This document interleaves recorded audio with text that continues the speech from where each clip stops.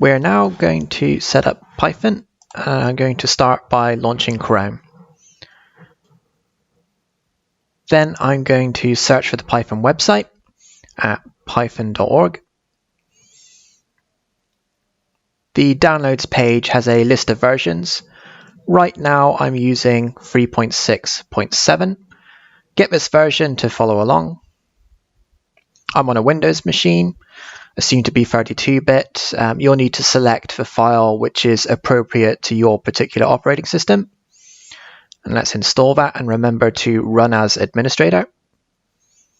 Add Python to the path. This allows us to easily execute on the command line. Options are fine.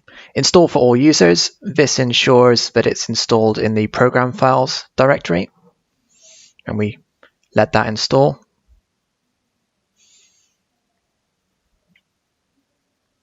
Okay, sorted.